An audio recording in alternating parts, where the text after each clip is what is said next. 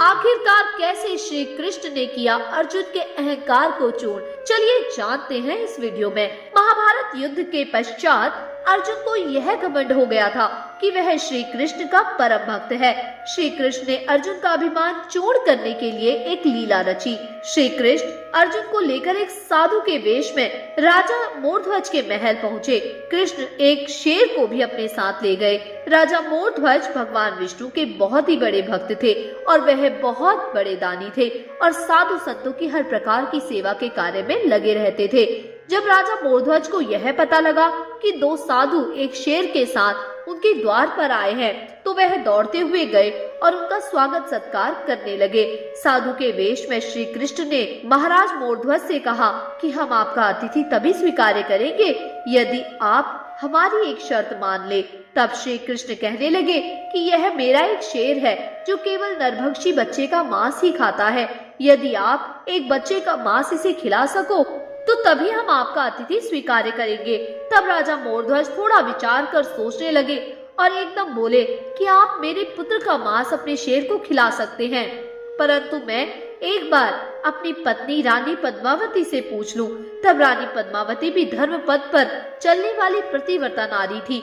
रानी पद्मावती ने कहा कि स्वामी, आपकी आंख के लिए तो एक क्या कई पुत्र कुर्बान हैं। तब श्री कृष्ण ने शर्त रखी कि आप अपने इकलौते पुत्र को आरी से चीरकर उसका मांस मेरे भूखे शेर को खिलाएंगे, लेकिन आरी से चीरते समय आपकी आंखों में आंसू नहीं होने चाहिए। तब दोनों ने ही श्री कृष्ण की शर्त मान ली। अर्जुन का मन विचलित हो रहा था कि श्री कृष्ण ऐसा क्यों कर रहे हैं। अब साधुओं को भोजन परोसा जाने लगा। तब पति पत्नी अपने पुत्र को आरी से चीरने लगे तो रानी पद्मावती की आंखों में आंसू आ गए, जिसे देख साधु के वेश में श्री कृष्ण क्रोधित हो गए।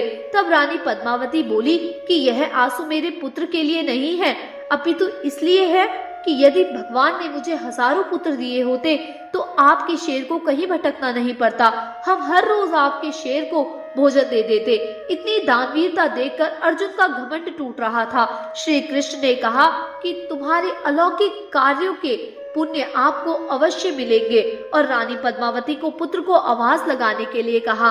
तब रानी पद्मावती सोचने लगी कि अभी तो हमने अपने पुत्र को सहराज को खिलाया है, लेकिन फिर भी साधु के आदेश पर उन्होंने अपने पुत्र को आवाज लगाई तो पुत्र मुस्कुराते हुए आ गया।